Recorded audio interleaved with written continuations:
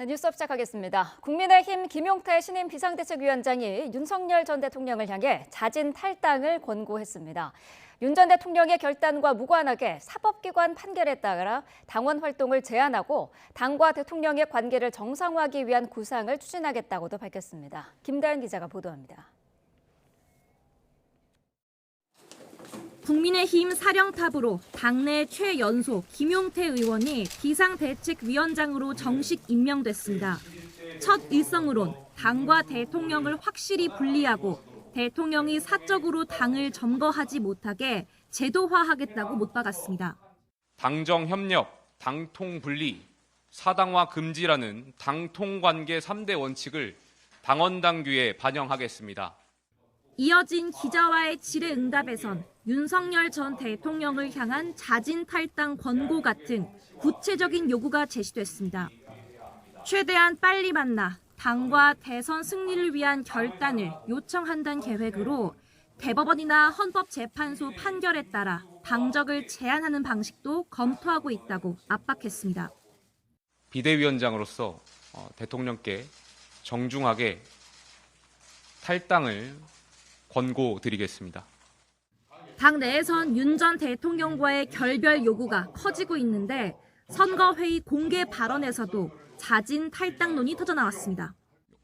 윤석열 대통령 자진 탈당 권고 및 계엄에 대한 당의 책임 표명과 그리고 대국민 사과를 제안합니다. 탈당을 넘어서서 강제로 내보내는 출당 조치가 필요하다는 목소리도 나왔습니다. 한 의원은 YTN과 통화에서 계엄과 탄핵으로 대통령을 잃었고 대선 승리가 불투명한 상황에서 당정관계 정립 같은 공언은 겉핥기에 불과하다고 지적했습니다. 중요한 건 김문수 후보의 의지인데 여전히 윤 전 대통령의 판단을 존중하겠다며 한 발 물러서 있습니다. 윤석열 대통령님의 판단과 의지에 따를 것이고 김문수 후보는 어떤 의견을 내거나 그럴 입장이 아님을 말씀드리겠습니다. 그리고 일단 김용태 비대위의 첫 시작은 전통 지지층의 심기를 크게 건드리지 않는 선에서 적절한 타협을 보려 했다는 평가입니다. 하지만 결국 김문수 후보 입으로 대통령의 결단을 요구하는 게 더 설득력이 있을 거란 지적도 나옵니다. YTN 김다연입니다. 대선을 앞둔 거대 양당 간 상호 비판 여론전에 본격 불이 붙었습니다. 먼저 더불어민주당은 국민의힘 김문수 후보가 윤석열 전 대통령을 탈당시킬 수 없을 거라며 내란 민낯을 숨기지 못한다고 공세를 이어갔습니다. 홍민기 기자입니다. 민주당은 윤석열 전 대통령의 국민의힘 탈당 문제를 고리로 김문수 후보를 거세게 몰아붙였습니다. 김 후보가 대통령 후보가 된 건 윤 전 대통령 덕분이라며 윤 전 대통령을 끊어낼 리가 만무하다고 날을 세웠습니다. 아무리 위장을 해도 극우, 내란, 기득권 세력의 민낯이 숨겨지지 않습니다. 내란을 일으킨 1호 당원에게 탈당을 구걸하지 말고 당무 우선권을 가진 김 후보가 직접 나서 제명하라고도 촉구했습니다. 이번 대선은 이재명 후보 대 윤 전 대통령 전광훈 목사 간 대결이라며 내란 세력 심판 구도를 거듭 강조했습니다. 민주당은 특히 국민의힘 선거대책위원회에 영입된 인사들을 정조준했습니다. 위원장을 맡은 석동현 변호사는 윤 전 대통령의 변호인이자 전광훈 목사가 창당한 자유통일당에서 총선 후보로 출마한 적도 있다고 꼬집었고 5.18 광주 민주화운동 진압을 지휘한 정호용 전 국방부 장관의 인선을 뒤늦게 취소한 데에도 제정신이냐고 맹비난했습니다. 김문수 후보의 계엄 사과는 역시나 윤석열식 개사과였습니다. 국민의힘 쿠데타 정당의 DNA를 감출 수 없었던 것입니다. 청년층 고용률이 4년 만에 최저치를 기록했다는 통계를 들며 직전까지 고용노동부 장관을 맡았던 김 후보의 무능 때문이라며 경제 무능 프레임도 들고 나왔습니다. 민주당은 반면 먹사니즘과 잘사니즘을 기치로 한 핵심 공약을 내세워 이재명 후보가 민생 경제 어려움을 해결하는 데 유능하다는 점을 강조했습니다. YTN 홍민기입니다. 국민의힘과 김문수 대선 후보가 민주당의 공직선거법 개정 추진을 이른바 이재명 면소법으로 규정하며 정조준했습니다. 다른 각종 법안도 방탄용 셀프 면죄 5대 악법이라며 맹비난했습니다. 임성재 기자의 보도입니다. 김문수 후보는 민주당이 선거법상 허위사실 공표죄 요건에서 행위를 삭제하는 개정안 처리에 나선 걸 정조준했습니다. 이재명 후보가 유죄 취지 대법원 선고를 받은 법조항을 콕 집어 바꾸려는 건 독재자의 모습과 다름없다고 강도 높게 비판한 겁니다. 국회 법사위에서 이재명 면소법, 공직선거법 개정안 날치기 통과했습니다. 전 세계 역사상 이런 독재자가 있었습니까? 여기에 더해 예정에 없던 긴급 회견까지 자초해 민주당이 이 후보 범죄를 지우는 셀프 면죄 5대 악법 추진에 나섰다며 비판 수위를 끌어올렸습니다. 대통령에 당선되면 재판을 정지하는 형사소송법 개정안이나 조희대 대법원장 특검법 등 민주당이 추진하는 각종 법안을 겨냥한 겁니다. 국민의힘 소속 의원들도 대법원 앞에서 의원총회를 열고 김 후보의 대이재명 비판전에 힘을 보탰습니다.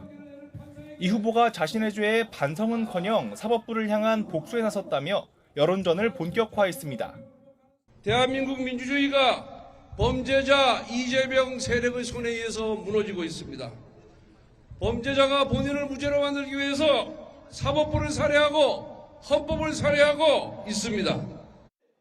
특히 입법부를 장악한 민주당이 사법부를 파괴하고 행정부까지 장악한다면 한마디로 독재 왕국이 될 거라고 경고했습니다.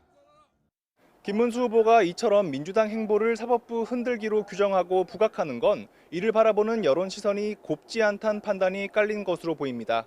아직 표심을 결정하지 못한 무당층의 심리를 자극하려는 의도로도 풀이되는데 정권 심판론을 극복할 수 있을진 미지수란 지적입니다. YTN 임성재입니다. 더불어민주당 이재명 대선 후보는 익산, 군산 등 전북 지역 유세에 나섭니다. 이 후보는 오전에 전북 익산역 동부광장을 시작으로 군산 구시청 광장과 전주 전북대 후문, 정읍역 광장을 차례로 방문해 지지를 호소합니다. 전주에선 청년 국악인과 만나 K컬처를 주제로 간담회도 열 예정입니다. 국민의힘 김문수 대선 후보는 수도권 남부를 시작으로 지역 유세 일정을 재개합니다. 김 후보는 성남시 분당구 판교역에서의 출근길 인사로 일정을 시작해 수원과 동탄을 훑고 오후에는 충청권으로 이동해 천안과 세종, 청주와 대전을 거치며 선거운동을 이어갑니다. 5.18 광주 민주화 항쟁 기념일을 하루 앞둔 내일은 호남에서 일정을 시작합니다. 개혁신당 이준석 대선 후보가 최상병 사건 관련 항명 혐의로 1심 무죄를 선고받은 박정훈 전 해병대 수사단장의 기자회견에 참석합니다. 이 후보는 오전 서울중앙지법 앞에서 박대령의 항소심 재판 전 기자회견에 참석해 최상병 사건 진상규명을 촉구하고 박대령의 무죄 선고에 힘을 실을 예정입니다. 이 후보는 이어 단국대 천안 캠퍼스로 이동해 학식 먹기 캠페인을 이어간 뒤 충남 언론인과 간담회 등을 통해 중원 민심을 공략한다는 계획입니다. 네, 계속해서 대선 전국 상황 자세히 짚어보겠습니다. 박민영 국민의힘 대변인, 강성필 더불어민주당 부대변인과 함께하겠습니다. 어서 오십시오. 안녕하세요. 네. 자, 먼저 윤석열 전 대통령 관련 내용부터 짚어보겠습니다. 어제 공식 취임한 김용태 비대위원장이 탈당을 권고를 했습니다. 자, 그런데 김문수 후보는 여전히 자신이 선택한 문제다 이렇게 선을 긋고 있지 않습니까? 사실 이게 좀 당내 구성원들 사이에서도 다양한 생각과 다양한 감정이 있을 수밖에 없는 좀 그런 복잡한 이슈라고 저는 생각을 합니다. 네. 그래서 후보와 비대위원장 사이에서도 좀 다소간의 이견이 있는 것이 자연스럽다는 생각도 들거든요. 그런데 이런 것들이 뭐 어떤 전략인지 무엇인지와 전혀 무관하게 국민들께 서로 이야기가 맞지 않는다라고 하는 혼선을 줄 수 있는 것도 사실인 것 같습니다. 네. 그래서 저는 비대위원장과 후보가 좀 허심탄회하게 입장을 정리하는 시간을 갖는 것이 선행되어야 한다라고 생각을 하거든요. 네. 또한 두 사람만 중요한 것이 아니라 윤석열 전 대통령의 의중도 중요할 것인데 아직까지는 분명한 입장을 보여주진 않고 있고 좀 당에 일임하는 듯한 그런 모습들을 보여주고 있는 것 같습니다. 그래서 일단 지지자들한테 혼선을 주지 않는 것이 최선이라고 생각을 하고요. 저희가 이제 대선이 18일밖에 남지 않은 시점이라는 것을 명심하고 저희 내부의 어떤 자중질환과 혼선을 보여주는 것보다는 국민들께 조금 더 정책 비전을 보여드릴 수 있는 그런 전략 기획을 하는 것이 지금은 더 중요하지 않을까라고 하는 개인적인 생각도 말씀드리겠습니다. 그러면은 지금 말씀하신 거에 따르면은 투트랙 전략은 아니고 비대위원장 비대위원장과 후보가 좀 이견이 있다라고 보면 될까요? 사실 투트랙 전략이라고 하면 이것이 양쪽 모두에게 각자 소구가 되는 측면들이 있어야 하는데 네. 제가 봤을 때는 확실하게 결론이 나지 않는 이상해야 어느 한쪽에도 소구가 어렵고 좀 지지부진한 갑론을박만 이어질 수밖에 없다라고 보이거든요. 그래서 저는 네. 개인적으로 이런 좀 집안 내홍에 관한 그런 주제들, 그러니까 야당이 주도하는 판에서 저희가 답변하는 형태로 끌려가는 것은 좋은 선거 전략은 아니라고 생각이 됩니다. 또한 이 집안 문제가 칼로 무자르듯이 해결될 수는 없는 거거든요. 그렇기 네. 때문에 어느 쪽 하나가 옳고 그름의 관점에서 정답이 될 수 없기 때문에 네. 적어도 일관된 입장이라도 보여주기 위해서 저희 후보와 비대위원장이 함께 머리를 맞대는 것이 필요하다. 저는 그렇게 말씀을 드리겠습니다. 네. 자, 문제는 이 요구를 윤 전 대통령이 받아들일까 하는 부분인데 어떻게 예상하십니까? 제 개인적인 생각으로는 윤석열 전 대통령은 안 받아들일 겁니다. 그러니까 뭐 이거는 한간의 추측인데 제가 생각했을 때 윤석열 전 대통령이 탈당을 하기 싫고 또 할 수 없는 이유는 지금 현재 본인이 그 비상계엄 관련해가지고 재판받고 있잖아요. 네. 그리고 지금 김건희 여사 같은 경우도 이제 곧 수사가 시작되고 있고 그러다면 또 뭐 기소가 될 수도 있고 재판받을 수 있기 때문에 이 국민의힘이라는 테두리를 벗어났을 때와 그 안에 있을 때의 결과는 상당히 다르다고 생각을 해요. 그렇기 때문에 본인의 사법 리스크 때문에 저는 이게 나갈 수가 없다라고 생각을 하고 네. 저는 지금 뭐 국민의힘에서 뭐 김용태 비대위원장과 김문수 후보 간에 투트랙 전략이다 하는데 쉽게 말해서 좋게 말하면 전략인 거고 조금 비판적으로 말하면 김문수 후보가 김용태 비대위원장에 떠넘긴 거죠. 저는 상당히 비겁하다고 생각을 합니다.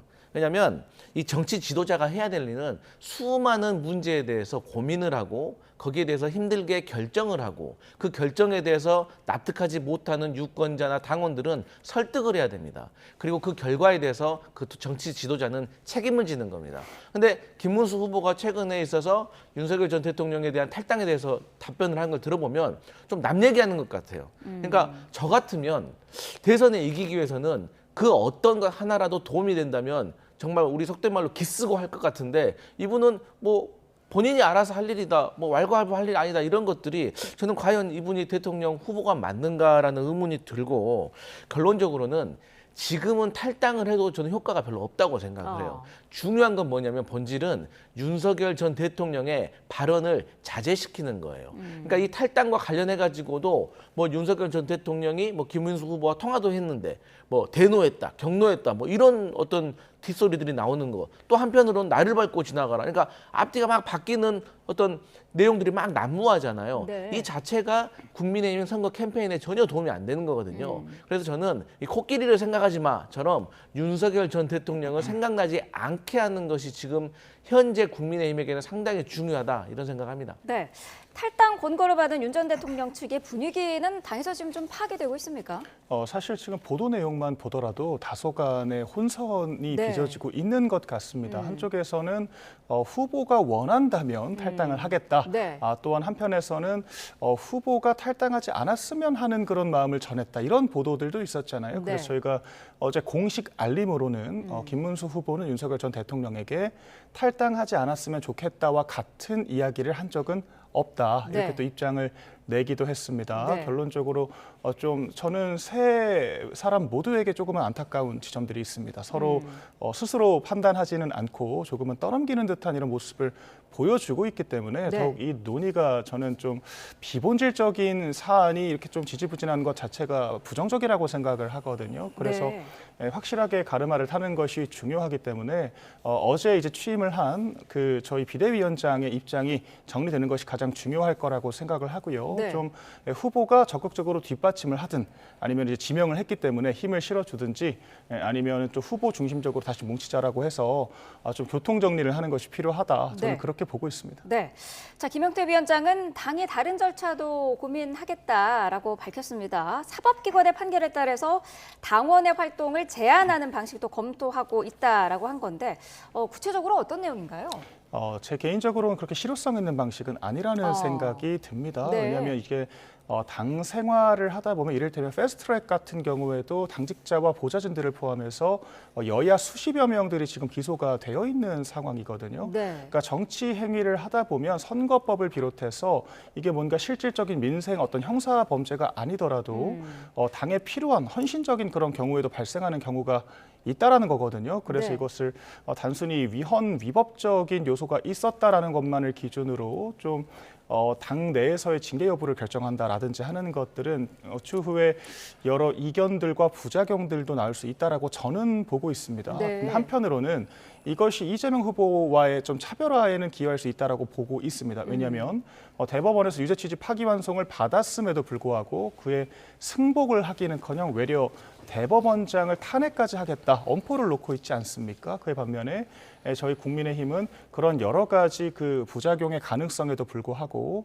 이 사법 절차를 승복하고 준수하겠다라고 하는 의지의 표명일 수가 있기 때문에 그런 측면들은 충분히 국민들께 어필할 수도 있을 것이다. 그래서 조금 더 디테일한 측면들이 어떻게 채워지느냐를 지켜보는 것도 중요할 것 같습니다. 당원 활동 제한 부분은 실현 가능성은 낮을 것 같다라고 하셨는데 어제 또 여당과 대통령의 관계를 정상화하는 방안들도 언급이 됐어요. 이 부분들은 실현 가능성이 좀 있을까요? 모르겠습니다. 저는 지금 국민의힘에서 일어나는 행동들을 보면 자꾸 본질을 비켜나가는 듯한, 근데 국민들은 다 알고 있습니다. 그러니까 역대 전 대통령들의 87년 이후에 탈당 사례를 찾아보면 노태우, 김영삼, 김대중 이 세 명의 전 대통령들이 다 탈당을 하셨는데 다 각자 나름대로 이제 악재가 있었기 때문에 대선에서 본인이 속한 정당에게 그나마 도움이 되기 위해서 헌신하는 차원에서 탈당을 하셨는데 네. 이분들이 다 미리 탈당하셨어요. 뭐 3달 전이라든지 몇 달 전에 하셨지 지금처럼 대선 한복판에서 탈당한 사례는 없었다. 근데 이제 이 전에 박근혜 전 대통령 같은 경우는 처음이자 유일하게 지금까지 여당으로부터 출당을 당한 사례입니다. 그러니까 이미 이런 사례가 있기 때문에 네. 저는 좀 김용태 비대위원장이 용기를 좀 내야 된다. 그러니까 본인도 비대위원장직을 수락을 했을 때 아니 본인이 이것 문제 해결하라고 했던 거 본인이 몰랐겠습니까? 그런데 갑자기 무슨 당헌 당규라든지 좀 현실과 동떨어진 모르겠습니다. 이 당헌 당규를 잘 모르시는 일반 국민들 같은 경우에는 아 저기 무슨 사정이 있나? 이렇게 생각할 수도 있는데 이 정당을 조금이라도 아시는 분들은 이거 말도 안 되는 소리예요. 그러니까 본인이 조금이라도 덜 욕먹게 하기 위해서 이런 얘기를 하는 것 같은데 저는 정면 돌파하셔라. 그게 젊은 비대위원장으로서 오히려 본인의 가치를 높이는 길이다. 저는 네. 그렇게 생각합니다. 오늘도 어쨌든 잠시 뒤면은 이제 비대위 회의가 또 있을 예정인데 어떻습니까? 어제 여러 가지 내놓은 김용태 비대위원장의 그런 방안들이 속도를 낼 수 있을까요? 저는 뭐 나름대로 힘을 실어주기 위한 노력들은 있겠지요. 네. 그런데 사실 저희가 지난 총선에서도 한번 경험을 하지 않았습니까? 이종섭, 황상무와 같은 그런 한동훈 전 대표가 강조했던 이슈들 분명히 잘못된 행동들이 있었죠. 그런데 야당보다도 여당의 입을 통해서 더 확대 재생산이 되면서 부정적인 영향을 끼쳤던 것도 사실이거든요. 사실 저희가 코끼리를 생각하지 마라 하는 이론들이 있지 않습니까? 네. 지금 비대위 회의를 통해서 좀 18일밖에 남지 않은 시점에서 이렇게 공표하는 방식으로 윤석열 전 대통령 거취 문제가 논의되는 것이 저는 긍정적이진 않다라고 생각을 하기 때문에 이런 것들은 내부 물밑 조율을 통해서 해결해야 될 문제인 것이지 네. 계속 언론을 통해서 이 대중들한테 각인시키는 방식은 전혀 선거 캠페인에 도움이 안 된다. 이 말씀을 거듭 드리겠습니다. 네. 자, 민주당 이재명 후보의 행보도 짚어보겠습니다. 어제 본인이 집권했을 시를 염두에 둔 차기 정부의 이름도 공개를 했더라고요. 국민주권정부인데 어떤 의미가 담겨 있을까요? 그러니까 우리 헌법 제1조 2항에 보면 대한민국의 주권은 국민에게 있고 모든 권력은 국민으로부터 나온다라는 아주 평범한 진리가 지난 3년 동안의 윤석열 정부에서 많이 무시됐다고 저희는 생각하고 있습니다. 네. 대표적인 예로 야당의 대표의 배우자는 본인 밥값 포함해가지고 10만 4천 원의 밥값을 계산했다는 이유로 어쨌든 간 재판을 2번이나 받았고 벌금까지 받은 이런 상황입니다. 반면에 살아있는 권력, 김건희 여사 같은 경우는 뭐 본인 어머니와 함께 뭐 주가 조작으로 해가지고 23억 원의 수익을 올렸다라는 혐의가 있습니다. 그리고 명품 백을 받았고 뭐 목걸이를 받았고 이런 것이 있지만 아직까지 제대로 된 수사를 받지 않고 검찰이 휴대폰도 놔두고 신분증을 맡기고 이런 비정상적인 조사 수사를 받았다는 자체가 이 형평성이 무너지고 있다는 거죠. 그러니까 여기에 대해서 국민들이 말하는 거는 누가 죄가 있고 누가 죄가 없고를 말하는 게 아니라 좀 평등하자는 거죠. 권력자도. 왜? 모든 권력은 국민에게 있기 때문에. 그래서 저희가 앞으로는 정책적으로는 국민의 뜻을 최우선적으로 반영을 하고 네. 또 국민의 삶을 걱정하는 그런 민생 중심으로 정부를 운영하겠다라는 차원에서 국민 주권 정부다 이렇게 명하려고 합니다. 네. 최근에 이재명 후보가 국민의힘에 텃밭을 돌면서 유의미한 성과도 거두고 있는데 김상욱 의원이 어제 이재명 후보 지지 선언을 했습니다. 이재명 후보가 가장 보수다운 후보다라고 하던데 어떻게 들으셨습니까?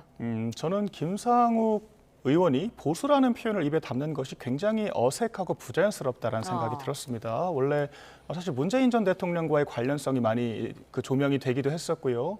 사실 울산 지역구에 할당제로 들어온 것이지 자기 실력으로 개척한 것이 아니거든요. 국민의힘의 간판을 통해서 자신을 과포장해서 유권자들에게 인정을 받아서 지금 그 의원 자리를 유지를 하고 있는 겁니다.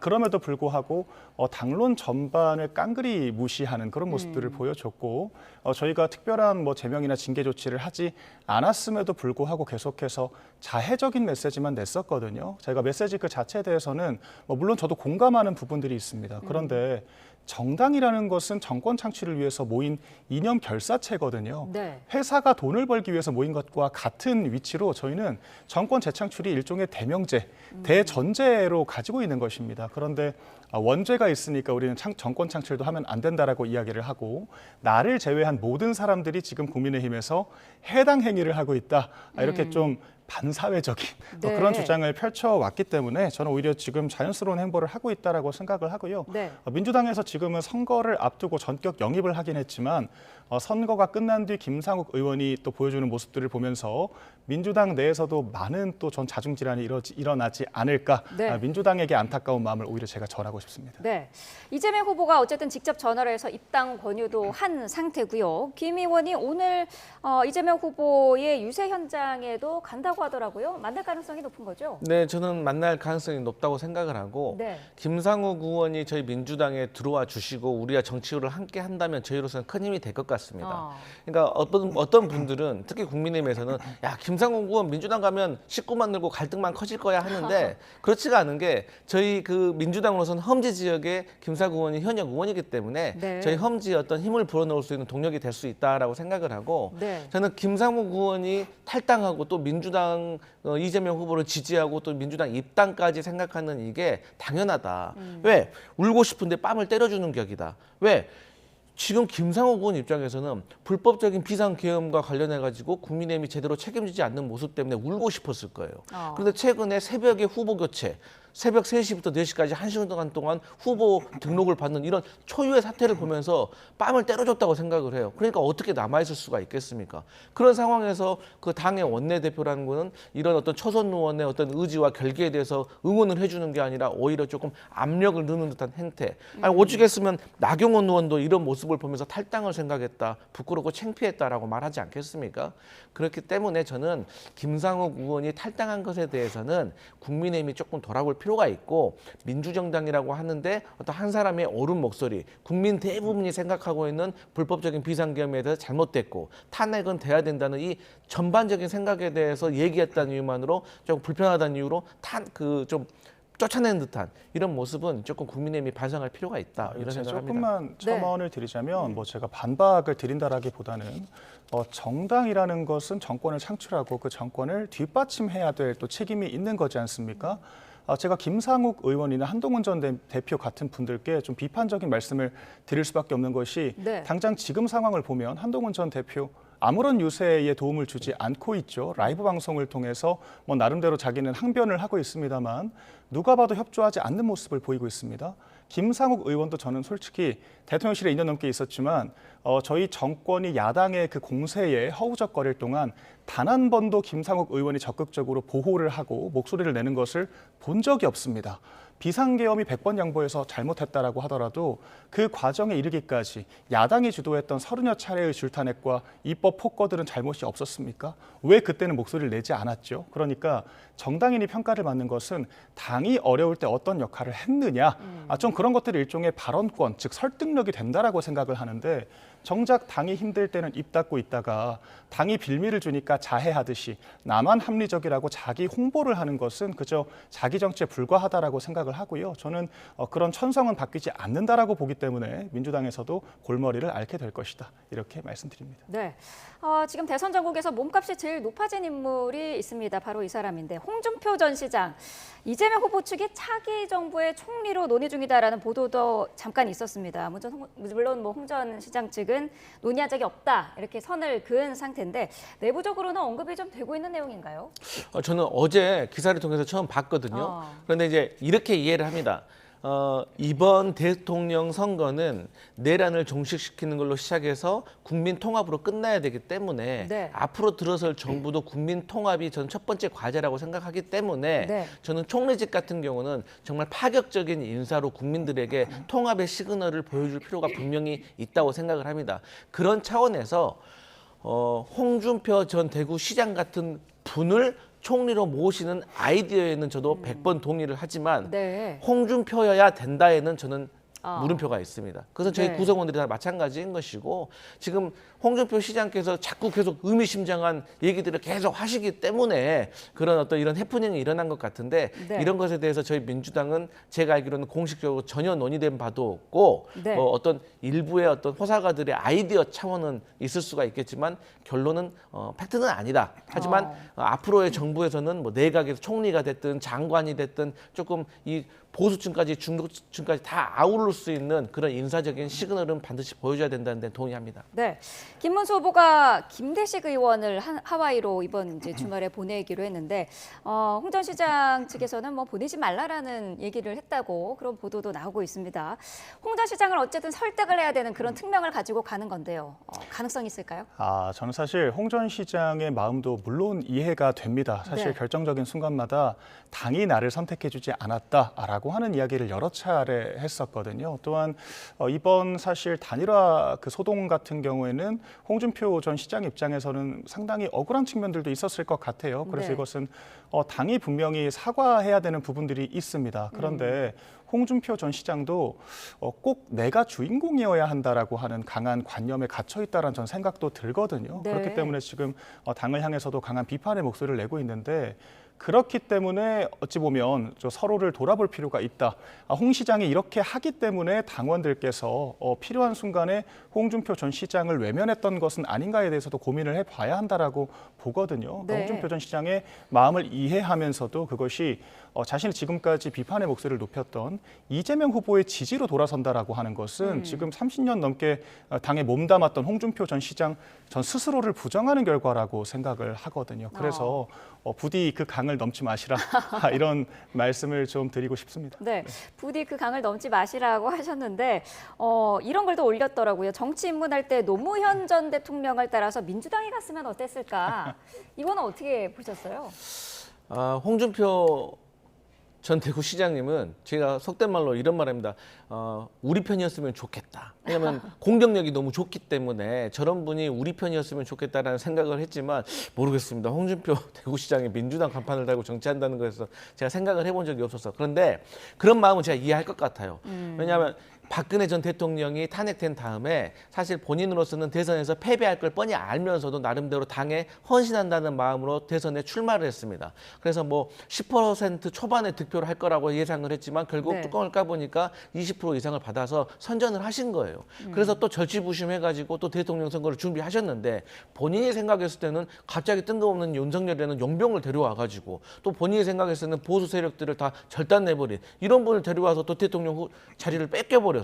그래서 또 3년을 기다렸습니다. 그래서 이번에 또 잘해봐야지 하고 준비를 하고 대구시장직까지 던졌는데 갑자기 본인이 생각하는 그 윤석열 전 대통령과 같은 용병 계열이라고 생각하는 한동훈 후보에게 져버리고 그다음에 또 깊이 생각해 보면 내가 친 이유가 이게 꼭 한동훈 때문이 아니라 김문수 때문이 아니라 이 한독수라는 외부에 있는 또 다른 용병한테 진 거 아닌가? 그러니까 본인이 말씀하셨던 것처럼 30년 동안 당에 헌신을 했는데 계속 본인은 용병들에게 자리를 뺏겼다라는 피해의식이 있는 것 같아요. 그래서 이게 전부 맞다고 할 수는 없지만 그 심정은 제가 공감이 가기 때문에 이런 말을 한 거고 뭐 김대식 의원 미국 보내서 뭐 설득한다? 아니 김대식 의원 미국 가서 설득할 정도였으면 미국 가지도 않았 않았을 사람입니다. 그래서 저는 당분간 홍준표 시장에 대해서는 잊어버리는 게 오히려 도움이 될 것이다. 약간 이런 측면도 있을 것 같아요. 사실 자꾸 뭐 당에 누군가 보이지 않는 손이 용병들을 데려온다 이제 이런 평가를 하신다라고 하면 네. 이게 끝도 없는 그 수렁에 빠지는 논이거든요. 정확히는 국민과 당원들께서 지지율과 같은 여러 가지 지표를 통해서 그런 사인을 보여줬다라고 하면 당이 그런 분들을 적극적으로 모시기 위한 노력이 있었다라고 보는 것이 적확할 것 같습니다. 어찌 보면 윤석열 전 대통령이 지금은 여러 가지 평가를 받고 있습니다만 그 문재인 정권의 검찰총장을 할 당시에는 그 혈혈단신으로 여당의 그 돌연히 맞섰던 그런 모습들에 대해서 높은 평가를 받았던 것이 사실이고 특히나 저희 당원들이 강한 선호를 보여줬기 때문에 이제 네. 그런 움직임들이 정당화가 될 수 있었던 거거든요. 지금도 마찬가지로 저희가 경선을 특정인의 그런 어떤 필요와 그런 뭐 어떤 성향에 따라서 치르지 않았습니다. 여론조사와 당원들의 투표를 통해서 경선이 치러졌고 당원들의 평가를 받은 것이기 때문에 홍준표 전 시장도 좀 억울한 마음을 좀 풀고 좀 스스로를 돌아보는 시간도 필요하지 않을까라고 하는 개인적인 입장을 다시 말씀드리겠습니다. 네, 어제 안철수 의원이 김문수 후보를 이순신 장군에 비유를 했더라고요. 혼자 싸우고 있다, 고독해 보인다 이렇게 표현을 했던데 어떤 상황인가요? 그러니까 뭐 사실 이순신 장군의 그대로 빗대었다라기보다는 네. 이순신 장군이 놓여 있던 그런 외로운 상황과 같은 모습을 비유한 것이 아닌가 그런 생각이 들더라고요. 네. 이를테면은 이순신 장군 같은 경우에도 중앙 그 정부의 어떠한 지원도 받지 못한 상태에서 정말 열악한 그 지역의 상황만을 가지고 그 훨씬 더 많은 병력을 가진 일본군과 결연하게 맞섰던 그런 모습들이 이제 국민들께 평가를 받는 게 아니겠습니까? 네. 그런데 김문수 후보가 지금 사실 뭐 선대위나 아니면 이제 당의 지도부 차원에서 적극적으로 지원을 받기보다는 좀 외롭게 선거를 치르고 있는 것이 아닌가. 아마 이런 상황들을 좀 빗댄 것 같아요. 특히나 지금 특정 계파 세력들은 보좌진들이 휴가를 갔다는 말까지 들릴 정도로 선거 캠페인에 적극적으로 참여하지 않는 모습들을 보이고 있습니다. 네. 그렇기 때문에 김문수 후보의 어깨가 더 무거울 수밖에 없는 것이고요. 그래서 따라서 이런 부분들은 누군가를 신격화한다라고 보긴 매우 어렵고 그만큼 저희가 어렵고 정말 20여 척의 배로 이 100척이 넘는 민주당 세력을 맞서야 하는 그런 어려운 열악한 상황에 있다. 이제 이런 좀 안타까운 심경을 전한 것이 아닌가 저는 그렇게 생각을 합니다. 네, 앞서서 대변인께서 한동훈 전 대표 이야기도 잠시 해주셨는데 안철수 의원도 한동훈 전 대표를 향해서 어제 한마디를 했습니다. 과자 먹으면서 인터넷 방송할 때 아니다. 그러면서 이제 선거 유세에 적극 동참해 줄 것을 촉구했는데 그런데 지금 선대위 구성 상황이나 이런 부분을 보면 한동훈 전 대표가 여기에 합류할 수 있는 공간이 과연 있겠느냐라는 지적이 있어요.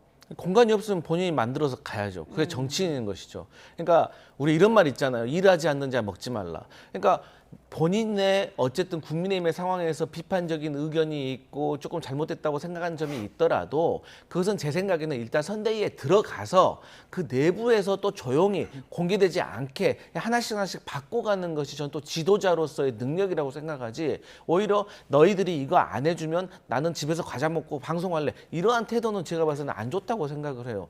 예를 들어서 저는 한동훈 후보가 전 후보가 김문수 그 캠페인 선대위에다가 세 가지 조건을 내걸었잖아요. 저는 첫 번째 뭐 윤석열 전 대통령의 출당이라든지 계엄에 대한 사과라든가 적극 공감하고 맞다고 봐요. 근데 마지막 세 번째가 뭐였냐면 무슨 그 단일화 약속을 깬 것에 대한 사과를 좀 해달라고 했는데 네. 이것은 좀 잘 안 맞다고 봐요. 그러니까 그 말은 어떤 말이냐? 당신 그 한독수 그 단일화 이런 얘기 안 했으면 내가 후보였을 거야 라는 말을 우회적으로 하고 있는 것 같아요. 그러니까 좀 이런 것들이 한동훈 전 후보에 대한 진심을 조금 오해하게 만드는 어떤 대목이 아닌가 싶어서 저는 한동훈 전 대표가 어쨌든 선대위에 들어가셔서 활동을 하는 것이 저는 나중에 본인의 정치에 있어서 큰 도움이 될 것이다. 만약에 어쨌든 간에 돕지 않잖아요. 사람들은 지금의 상황은 지금은 기억을 해줍니다. 아, 한동훈이 억울하겠다. 조금 들어가지 않을 수도 있겠다라고 이해를 하는데 시간이 많이 흘러버리면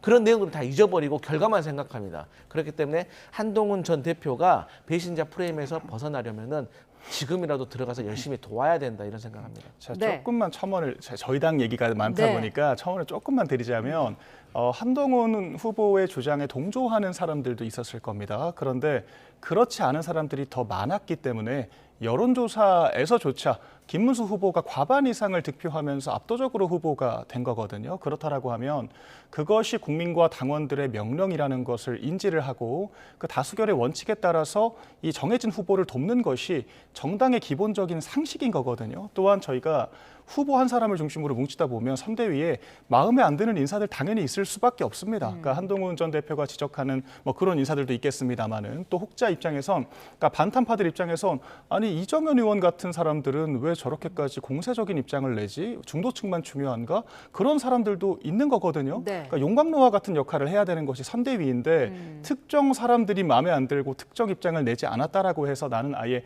참여 자체를 하지 않겠다. 이런 것들은 정당의 생리에 대한 몰 이해로부터 비롯된 잘못된 행보라고 생각을 하고요. 네. 이런 철없고 어리숙한 행위들에 대해서 당원들께서 엄중하게 평가를 하실 겁니다. 네.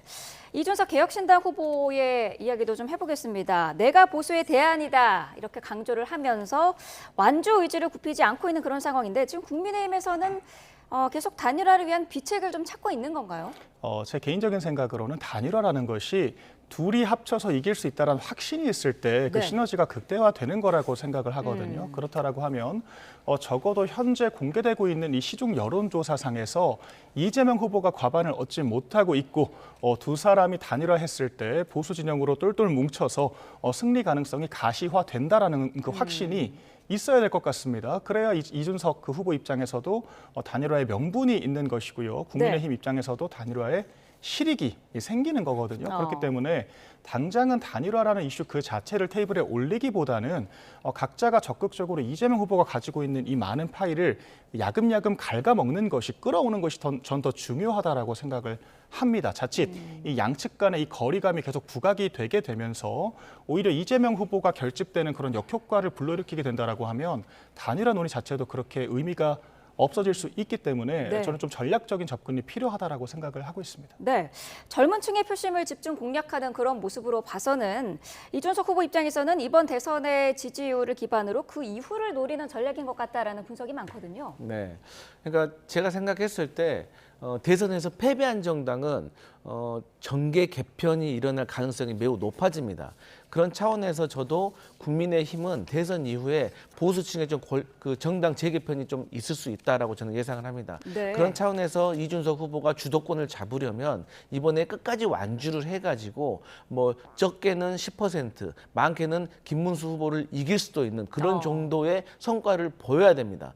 그렇게 된다면 본인이 차세대 보수의 지도자로서 발돋움을 할 수 있는 발판이 마련되고 또 다가오는 지방선거에서 개혁신당이 또 선전할 수 있는 발판이 되기 때문에 지금으로서는 김문수 후보의 지지율이 생각보다 높지가 않아서 본인의 지지율을 더해도 이재명 후보를 이길 가능성이 낮기 때문에 저는 차라리 미래를 향해서 이준석 후보가 단일화에 응하지 않을 것이다. 저는 그렇게 추측해 봅니다. 네, 자 오늘 두 분 말씀은 여기까지 듣겠습니다. 박민영 국민의힘 대변인, 강성필 더불어민주당 부대변인과 함께했습니다. 고맙습니다. 네, 선거운동이 시작되자마자 현수막과 벽보 등 각종 선거 홍보물을 훼손하는 일이 잇따르고 있습니다. 이유와 상관없이 선거 관련 물품을 훼손하거나 철거하면 처벌 대상이 되는데요. 선관위와 경찰도 엄중 조치하겠다고 경고했습니다. 부장원 기자입니다. 공식 선거운동 시작 이틀 만인 지난 14일 인천 차이나타운 앞 건널목에 걸린 더불어민주당 이재명 대선 후보 현수막이 뭔가에 찢겨 크게 구멍이 났습니다. 홍보 현수막이 훼손돼 있습니다. 날카로운 물체에 50에서 60cm 정도 찢어졌는데 경찰은 누군가 고의로 훼손했을 가능성에 염두에 두고 CCTV를 분석하고 있습니다. 이렇게 현수막과 벽보 등 각종 선거 홍보물이 훼손되는 일이 잇따르고 있습니다. 후보자 얼굴에 점을 찍는 등 낙서하는 건 물론 칼이나 가위로 현수막줄을 끊어버리는 일도 반복됐습니다. 경기 이천시에서는 사흘 동안 여러 동과면에서 6차례나 이런 일이 벌어졌습니다. 넓은 지역으로 분포돼 있었고요. 섭섭걸로 끊고 두 번째는 라이터로 지지고. 이렇게 선거물 훼손이 잇따르자 선관위와 경찰도 엄중 조치하겠다며 경고하고 나섰습니다. 벽보나 현수막 훼손은 공직선거법에 따라 처벌 대상이 됩니다. 위반할 경우 2년 이하의 징역이나 400만 원 이하의 벌금에 처해지는데 공정선거를 방해하는 중대범죄로 여겨 일반적인 재물손괴죄보다 형량이 무겁습니다. 특히 술에 취해 우발적으로 훼손하거나 장난삼아 낙서하는 행위도 모두 처벌 대상인 만큼 각별한 주의가 필요합니다. YTN 부장원입니다. 오늘 새벽부터 아침 사이 해안가를 중심으로 짙은 안개가 예상돼 출근길 교통안전에 각별한 주의가 필요합니다. 기상청은 오늘 새벽부터 이른 아침 사이 서해안과 남해안으로 바다 안개가 유입되며 해안 도로와 일부 내륙의 가시거리가 200m 미만에 머물겠다고 밝혔습니다. 특히 인천대교와 영종대교, 서해대교, 천사대교 등 해안 주변에 위치한 교량에서 가시거리가 수십 미터로 급격히 짧아질 수 있어 추돌 사고 피해가 우려됩니다. 또 인천공항을 비롯한 해안 주변의 공항에서는 항공기 지연과 결항도 예상됩니다. 안개가 짙게 끼면 속도를 평소보다 절반 이상 줄이고 앞차와의 거리를 2배 이상 늘려 이동해야 합니다. 어제 전국에 비가 내린 데 이어 오늘도 제주도와 남부에는 비가, 중부에는 소나기가 내리겠습니다.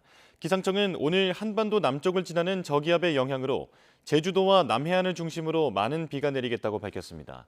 오늘부터 내일 새벽 사이 제주 산간에 150mm 이상, 남해안에는 100mm 이상의 큰 비가 오겠고 수도권을 비롯한 내륙에는 5에서 40mm의 비가 내렸다 그치기를 반복하겠습니다. 서울중앙지방법원이 지규현 부장판사에 대한 민주당의 접대 의혹 제기가 추상적이라며 아직 진위도 확인되지 않았다고 밝혔습니다.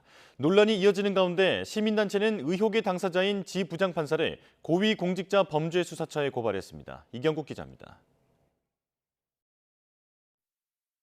지규현 부장판사 접대 의혹 제기 하루 뒤 서울중앙지방법원이 반응을 내놓았습니다.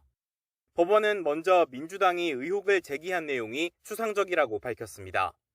나아가 구체적인 자료가 제시된 바 없고 이로 인해 의혹의 진위도 확인되지 않았다고 설명했습니다.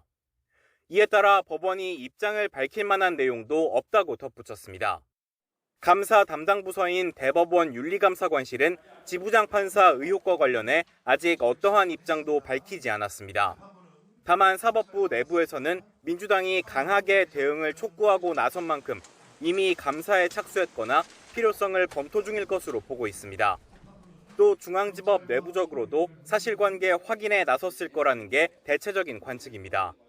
만약 감사를 거쳐 의혹이 사실로 드러나거나 이를 뒷받침하는 뚜렷한 근거 자료가 나온다면 재판 사무분담 책임자인 법원장의 결정에 따라 윤석열 전 대통령 재판 등 내란 사건 재판들이 다른 재판부에 재배당될 수 있다는 전망도 나옵니다.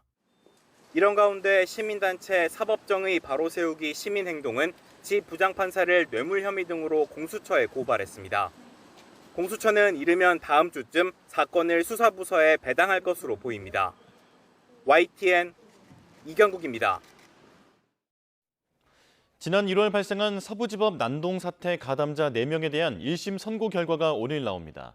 서울 서부지방법원은 오늘 오전 10시 건조물 침입과 상해 혐의 등을 받는 우모 씨 등 4명에 대한 1심 선고를 진행합니다.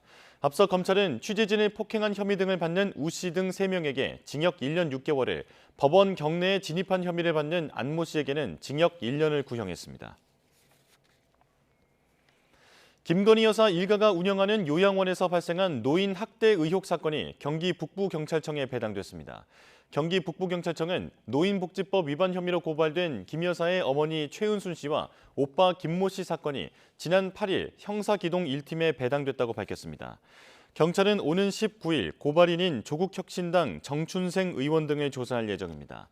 지난 1일 조국혁신당은 김 여사의 오빠가 실질적으로 운영하는 경기 남양주 요양원에서 80대 입소자가 제대로 된 의료 조치를 받지 못하고 사망했다며 최은순 씨와 김 씨를 노인복지법 위반 혐의 등으로 경찰에 고발했습니다.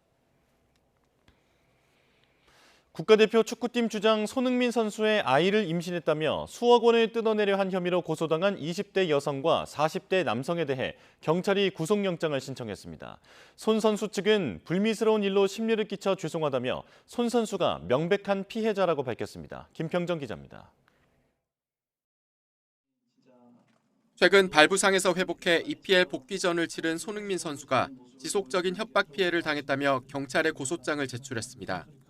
손 선수 측은 지난 7일 20대 여성 A씨를 공갈 혐의로 서울 강남경찰서에 고소했습니다.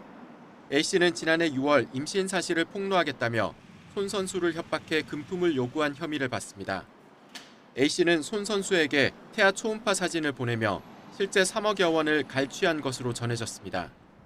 손 선수 측은 또 A씨 지인인 40대 남성에 대해서도 올해 3월 손 선수 측에 접근해 금품을 받아내려 했다며 고소장을 접수했습니다. 경찰은 이들의 주거지 압수수색을 통해 휴대전화 등 사건 관련 자료를 확보했고 구속영장도 신청해 수사에 속도를 내고 있습니다. 손 선수 측은 불미스러운 일로 심려를 끼쳐드려 죄송하다며 강경 대응 입장을 밝혔습니다. 허위사실로 협박해온 일당이 선처 없이 처벌될 수 있도록 할 것이라며 자신이 피해자라고 강조했습니다. YTN 김평정입니다. 사기와 준강제추행 등 혐의를 받는 허경영 국가혁명당 명예대표에 대한 구속 여부가 이르면 오늘 결정됩니다. 의정부 지방법원은 오늘 오전 10시 반 허 명예대표에 대한 구속 전 피의자 신문을 진행합니다. 허 명예대표는 신도들에게 이른바 영성상품을 원가보다 터무니없이 비싸게 판매하고 상담 등을 핑계로 여신도들을 추행한 혐의 등을 받습니다. 가족 법인 회사 자금을 횡령해 가상화폐에 투자한 혐의를 받는 배우 황정음 씨 측이 첫 재판에서 혐의를 인정했습니다. 황 씨 측은 어제 제주지방법원에서 열린 특정경제범죄법상 횡령 혐의 첫 재판에서 황 씨가 회사를 키워보려는 생각으로 코인에 투자하게 됐다며 혐의를 인정했습니다. 또 해당 기획사 수익은 황 씨의 활동에서 발생해 궁극적으로는 황 씨에게 귀속되는 사정도 있다며 코인을 매도해 일부 피해액을 변제한 점과 나머지도 부동산을 매각해 변제할 예정인 점을 참작해달라고 말했습니다. 황 씨는 지난 2022년 자신이 100% 지분을 소유하고 있는 가족법인 기획사 자금 43억 4천여만 원을 횡령한 혐의로 기소됐습니다. 경기 수원 남부경찰서는 그제 SBS 예능 프로그램 런닝맨의 제작진인 척 대리 주문을 부탁해 사기 피해를 봤다는 내용의 진정서를 접수해 입건 전 조사에 착수했습니다. 진정서를 보면 노래 주점 업주 A씨는 13일 저녁 런닝맨 촬영팀이라고 자신을 소개한 B씨로부터 곧 회식하러 간다며 고급 위스키 3병을 대신 주문해달라는 연락을 받았습니다. 이후 A씨는 B씨가 소개한 위스키 업체 계좌로 390만 원을 입금했고 B씨는 방문이 어렵다는 문자를 남긴 뒤 연락이 끊긴 것으로 전해졌습니다. 학생들의 기초학력 진단 결과를 공개할 수 있도록 서울시 의회가 공포한 조례가 법률에 어긋나지 않는다는 대법원 판단이 나왔습니다. 서울시 교육청은 과열 경쟁이 우려된다며 유감을 표명했습니다. 김영수 기자입니다. 지난 2023년 5월 서울시 의회는 의장 직권으로 서울교육청 조례를 공포했습니다. 서울시 내 초중고등학교 학생들의 기초학력을 진단한 결과를 공개할 수 있도록 한 게 골자입니다. 당시 학교 서열화를 우려하며 조례안에 반대한 서울교육청은 대법원에 집행정지를 신청했고 조례 무효 확인 소송까지 냈습니다. 집행정지 신청은 인용돼 조례 효력이 발생하지 않았지만 본안 소송에서 패소했습니다. 사건을 2년 동안 심리한 대법원은 서울교육청의 주장을 모두 받아들이지 않았습니다. 대법원은 학교 교육에 대한 관심과 참여도를 끌어올려 기초학력을 신장시키는 게 조례안의 취지라며 교육기관 정보공개법 등 관련 법을 위반한 게 아니라고 판단했습니다. 대법원은 특히 서울교육청이 주장하는 서열화나 교육격차 심화 같은 폐해는 학교 명칭을 익명으로 처리해 방지할 수 있다고 봤습니다. 또 교육감의 규칙 재정권을 침해한 것도 아니라고 밝혔습니다. 대법원 판결에 대해 서울교육청은 학교와 지역 간의 과열 경쟁과 서열화가 현실화될 수 있다며 우려를 나타냈습니다. 그러면서 기초학력 보장 정책이 학생 개별 맞춤형 지원이라는 목적에 충실하도록 최선을 다하겠다고 강조했습니다.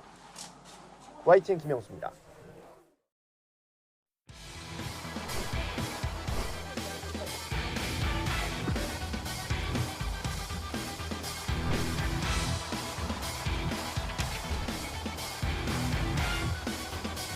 To boost our defense industrial base, we are also going to resurrect the American shipbuilding industry, including commercial shipbuilding and military shipbuilding.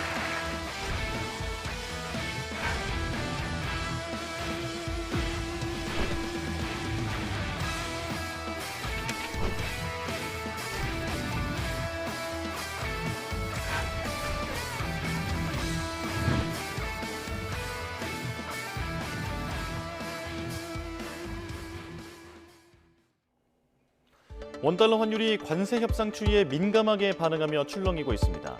한미 경제 당국이 지난 5일 밀라노에서 환율 정책을 협의했다는 소식이 전해지며 그제는 1,420원대에서 1,390원대로 하루 만에 30원이나 수직 강화했는데요. 달러 대비 원화 가치가 급등한 겁니다. 금융시장이 이렇게 밀라노 협상에 민감하게 반응한 건 미국이 원화 절상, 즉 달러 약세를 요구했을 가능성이 있기 때문입니다. 트럼프 정부는 전 세계를 상대로 무역 적자 해소를 위해 관세와 안보를 무기 삼아 달러 약세를 압박하고 있는데요. 상대국의 통화 가치를 밀어올려 자국 기업들의 가격 경쟁력을 강화하려는 의도입니다. 그래서 오늘 제주에서 열리는 한미 장관급 협상에 이목이 쏠리고 있습니다. 3주 전 워싱턴에서 열린 2+2 협의 이후 다시 만나는 자리인 만큼 실질적인 협상안이 도출될 가능성이 있죠. 다만 통화정책 책임자로 알려진 스콧 베센트 재무장관을 만나는 자리는 아닌 만큼 환율 논의가 미뤄질 거라는 전망도 있습니다. 만약 달러 약세가 현실화하면 우리 수출품 가격이 상대적으로 올라 경쟁력이 악화하고 수출 기업의 수익성도 나빠질 수 있습니다. 이미 관세 영향으로 수출이 급감했는데 환율 부담까지 더해지면 그야말로 이중고를 겪게 됩니다. 인위적인 달러 약세는 없을 거라는 전망도 있습니다. 셀 아메리카 같은 부작용을 낳을 수 있기 때문이죠. 하지만 금융시장은 제조업을 중시하는 트럼프 정부가 어떤 식으로든 환율에 개입할 가능성을 경계하고 있습니다. 조기 대선으로 컨트롤 타워가 부재한 상황에서 이뤄지는 관세 협상, 차기 정부에도 무거운 과제가 주어졌습니다. 네, 국민의힘이 조금 전에 비대위 회의를 마쳤는데요. 현장 연결해서 들어보겠습니다. 특히 판교는 이제 경기도 우리 미래로 가는 대한민국 먹거리의 핵심 지역이기 때문에 김문수 후보가 민선 4기, 5기 경기도지사를 지내면서 정말 공들여서 수도권 발전에 핵심적인 교두보를 마련해 놓은 곳 중에 하나입니다. 잘 아시는 것처럼 여러 차례 제가 강조를 드렸습니다만 화성의 삼성전자 공장과 함께 지금 대한민국 미래산업의 핵심 지역인 판교에서 출근길 인사를 하고 수원 지동시장을 방문하고 또 하나는 이 GTX의 밑그림을 그린 것이 또 경기도입니다. 수도권 교통 문제, 우리 수도권 주민들이 가장 크게 애로를 겪는 부분들이 교통 문제이기 때문에 이 GTX로 서울로 빠른 시간에 올 수 있는 이 밑그림을 그린 곳이어서 동탄역 앞에서 GTX로 연결되는 나라 공약 발표를 할 예정입니다. 그리고 오찬 이후에는 천안을 내려가서 지금 천안도 사실상 수도권으로 교통으로 연결되는 수도권의 거의 배후 핵심 지역이기 때문에 천안을 새롭게라는 이름으로 천안 유세를 하고 이어서 세종을 가는데 국회의사당의 서울 잔류 없는 완전 이전이라는 행정수도 공약을 발표할 예정입니다. 이 공약 발표는 국회의사당이 이전할 예정지인 세종시 수목원로 94번지에서 할 예정입니다. 이어서 청주, 대전까지 이어지는 오늘 유세 강행군입니다. 특히 이제 이번 유세를 통해서 지난 주 초에 영남 지역 유세에 집중을 했으니까 수도권으로 올라오는 교두보, 특히 경기도 지역 경기지사를 지내면서 경기 발전을 이끌었던 김문수 지사의 저력을 확인하는 그런 유세가 될 것으로 생각을 합니다. 자, 질문 있으면 주시죠.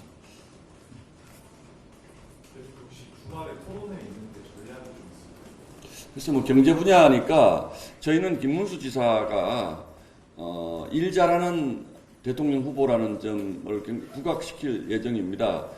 사실 김문수 후보는 장점이 굉장히 많은 후보입니다. 일생을 낮은 곳에서 약자들의 편에 서왔지만 또 정치인으로 변신한 다음에는 그 성장을 이끌었던 일을 할 줄 아는 후보라는 이런 점을 사실은 많은 국민들이 좀 잊고 계신 분들이 있는 것 같아서 이런 부분에 좀 집중적으로 저희 후보의 강점을 부각을 시켜서 이재명이 주장하는 그 성장론이 허구라는 점, 그리고 이재명의 일꾼론, 그러니까 지금은 이재명이라는 슬로건의 일꾼론이 가짜 구호라는 것을 아마 이번 주말에 토론회를 통해서 저희 후보는 좀 집중적으로 부각을 시킬 그럴 생각입니다. 이재명의 가짜 일꾼 대 김문수의 진짜 일꾼론, 이것이 저희 핵심적인 것입니다. 5.18 행사에 김 후보도 참석하실지? 지금 참석하시는 거죠? 5월 18일은 토론회가 있는데 잠깐만요. 5일 잠깐만.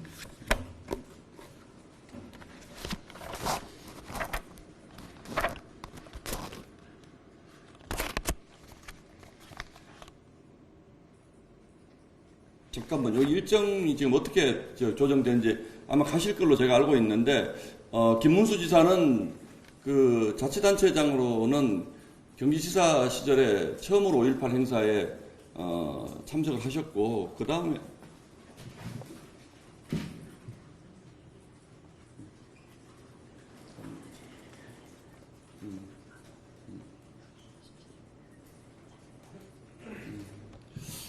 예, 그 행사가 이제 여러 건이 있는데 그 부분 제가 정확히 확인을 해드릴게요. 왜냐하면 18일 날 TV 토론이 있어서 일정을 제가 지금 정확히 지금 아직 확인을 못 하고 있습니다.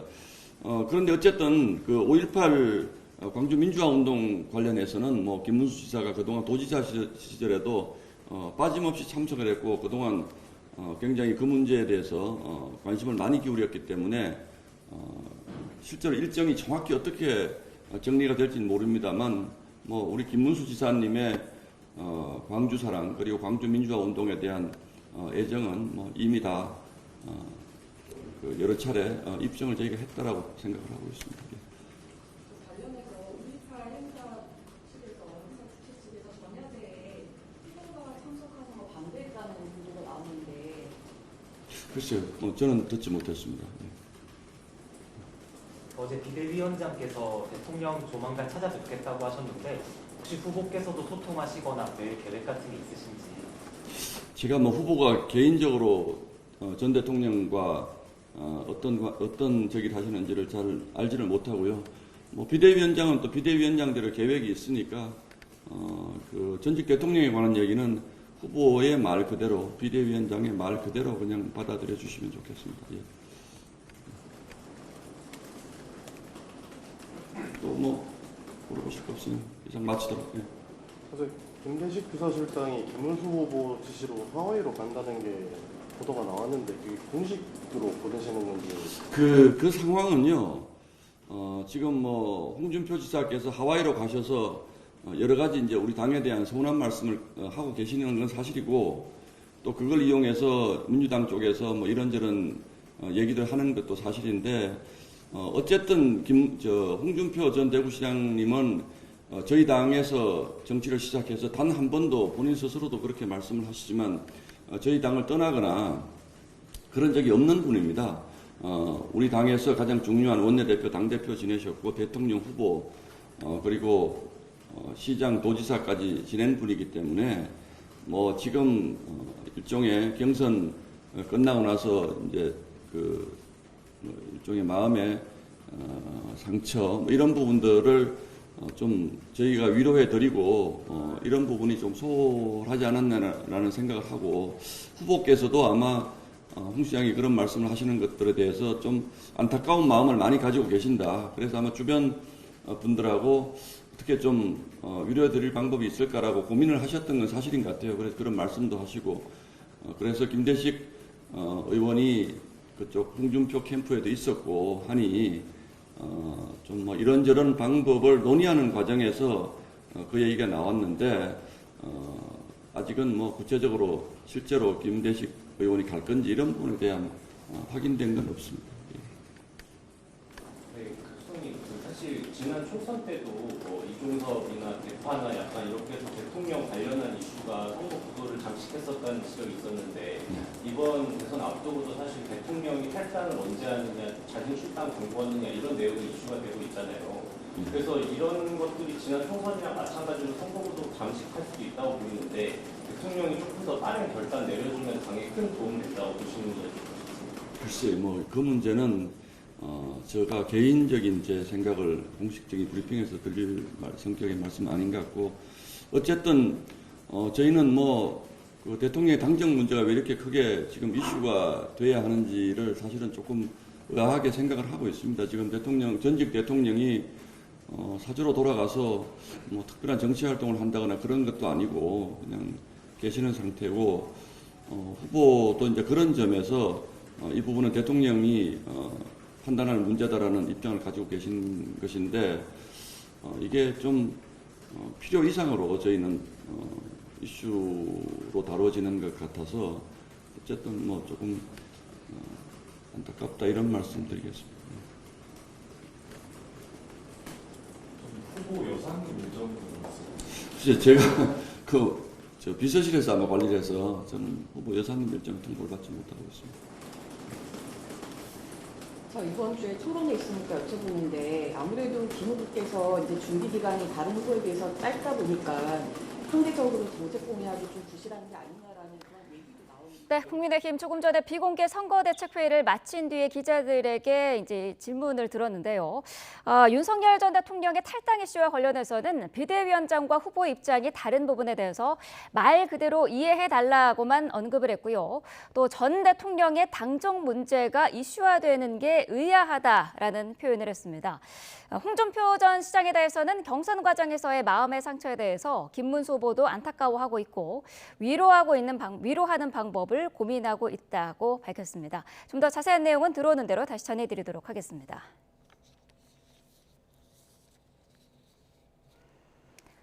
네, 더불어민주당 이재명 대선 후보 오늘 전북을 찾으면서 이틀 연속 호남 집중 유세를 이어갑니다. 국민의힘 김문수, 개혁신당 이준석 후보는 나란히 중원 표심 공략에 나섭니다. 국회 연결해서 알아보겠습니다. 박정현 기자. 네, 국회입니다. 네, 자 먼저 이재명 후보 이틀째 호남 행보인데요. 자세한 일정 전해주시죠. 네, 이재명 후보 오늘은 전북에서 유권자들을 만납니다. 오늘 일정 익산에서 출발합니다. 익산역 동부광장 유세 뒤 군산, 전주, 정읍을 차례로 찾을 계획이고요. 전주에선 청년 국악인들과 간담회도 예정돼 있습니다. 어제 광양, 여수, 목포 등 전남 지역을 훑으며 유세를 벌인 데 이어 이틀째 호남에 머무르고 있는 건데요. 이 후보 앞으로도 5.18 기념식이 있는 일요일까지 호남에 머무를 거로 보이는데 지지층 다지기에 주력하는 모습입니다. 전통적으로 민주당 지지 기반인 호남이지만 최근 담양구수 패배를 비롯해 이 후보에겐 몇 차례 아픈 기억이 남아 있습니다. 어제 유세에서도 담양군수 선거에서 혁신당에 패배한 걸 두고 약을 주신 거라 생각한다며 최선을 다하겠다는 의지를 거듭 강조했습니다. 네, 국민의힘 김문수 후보는 오늘 일정 경기도에서 시작하죠. 네, 김문수 후보 오늘은 판교역 출근길 인사로 일정을 엽니다. 어제 서울 신도림에 이어 이틀째 출근길 인사인데 최대한 유권자들과 접촉면을 넓힌다는 전략입니다. 이후 수원 디동시장에서 거리 유세 뒤 화성 동탄에선 수도권 광역급행철도, GTX의 전국 5대 광역권 확대를 중심으로 한 공약을 발표할 예정입니다. 연달아 도지사를 지낸 경기도는 김 후보에겐 남다른 의미가 있는 지역이라 볼 수 있는데 지사 시절 직접 고안했던 GTX의 경우 김 후보가 경선부터 여러 차례 언급했을 만큼 애정을 쏟는 분야입니다. 김 후보 측은 오늘 경기도 유세 지역으로 판교, 수원, 동탄을 택한 것도 이 같은 교통 문제를 둘러싼 문제의식과 맞닿아 있다고 설명했습니다. 오후에도 충청권에선 천안, 세종, 청주, 대전을 돌며 빼곡한 유세 일정이 예정돼 있는데 세종에선 국회의사당 이전 부지를 찾아 행정수도 세종 공약을 발표합니다. 유세 과정에서 김 후보를 상대로 기자들 일문일답도 있을 거로 보이는데요. 최근 김용태 비대위원장을 비롯해 당 안팎에서 윤석열 전 대통령과 관계 정리를 촉구하는 목소리가 이어지고 있는 만큼 관련 언급도 주목됩니다. 네, 개혁신당 이준석 후보 일정도 소개해 주시죠. 네, 이준석 후보 아침 해병대원 순직 사건 관련 항명 혐의로 1심 무죄를 받은 박정훈 전 해병대 수사단장의 기자회견에 참석합니다. 오늘 서울중앙지법에서 박대령 항소심 준비 공판이 예정돼 있는데 박대령 무죄에 힘을 싣고 최상병 사건 진상규명을 촉구할 거로 보입니다. 안보 문제를 중요시해온 국민의힘으로선 해병대원 순직 사건 외압 의혹은 아픈 부분일 수밖에 없는데 이 후보는 앞서 박 단장 1심 무죄 판결 당시에도 기자회견 기자회견에 참석해 무고한 군인의 어려움을 바로잡는 게 정의라며 윤석열 전 대통령을 정조준한 바 있습니다. 기자회견 뒤 이 후보는 곧장 충청권으로 넘어가 유세를 이어갑니다. 이번 대선 주요 캠페인으로 밀고 있는 학식 먹자 프로젝트를 천안 단국대 캠퍼스에서 진행할 계획이고요. 이후 충남도청에서 언론인 간담회 뒤 천안 중앙시장에서 도보 유세를 이어갈 예정입니다. 지금까지 국회에서 YTN 박정현입니다. 오늘의 대선 키워드 살펴보겠습니다. 첫 번째 키워드, 백병전입니다. 적과 몸이 맞닿을 만큼 근접하게 맞붙는 치열한 전투를 의미하는 말인데요. 어제 이재명 후보 캠프에서 나온 말입니다. 하루 전날엔 이재명 후보도 박빙 승부가 될 거라고 언급했는데요. 경선 이후 압도적 승리를 강조하던 분위기가 조금 바뀐 겁니다. 우리의 목표는 압도적 승리가 아니라 반드시 승리입니다.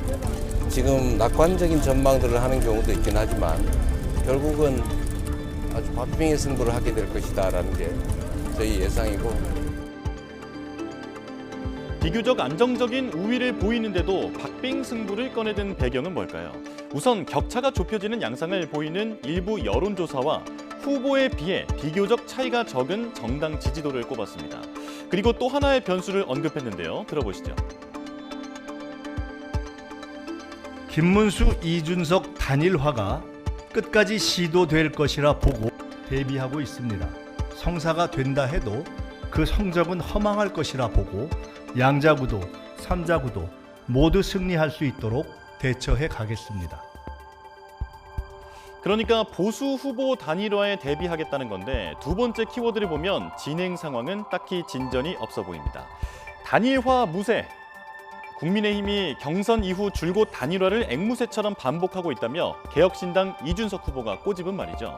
이 후보와 친분이 깊은 국민의힘 김용태 신임 비대위원장이 곧 만나겠다고 선언했지만 이 후보는 그런 정치공학적 계산으론 이재명 민주당 후보를 이길 수 없다고 선을 그었습니다.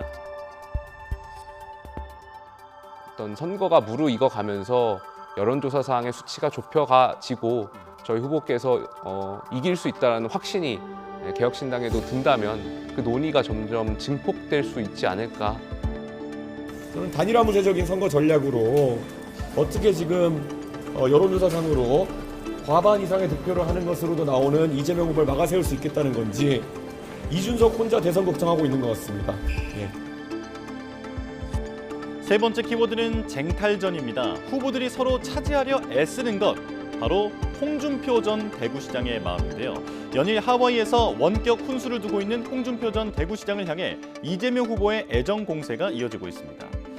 홍 전 시장이 민주당에 갈 걸 그랬다는 의미심장한 말을 남기자 심정을 이해한다며 거둔 건데요. 이러다가 이재명 후보가 당선될 경우 새 정부의 중책을 맡는 거 아니냐는 추측이 나오기도 했습니다. 등 돌린 보수 거물의 행보에 다급해진 국민의힘 김문수 후보는 하와이로 특사까지 보내기로 했는데 과연 홍심을 되찾아올 수 있을까요? 자, 마지막 키워드는 핑퐁 게임입니다. 탁구에서 서로 공을 넘기는 상황을 빗댄 말인데 대상은 바로 윤석열 전 대통령의 탈당입니다. 어제 이정현 공동선대위원장이 탈당을 제안하며 공을 띄웠죠. 그러자 곧바로 김문수 후보는 적절치 않다며 쳐냈습니다. 공은 어제 취임한 김용태 신임 비대위원장에게 넘어갔고 김 위원장은 자진 탈당을 정중하게 권고드리겠다며 윤석열 대통령에게 다시 넘겼습니다.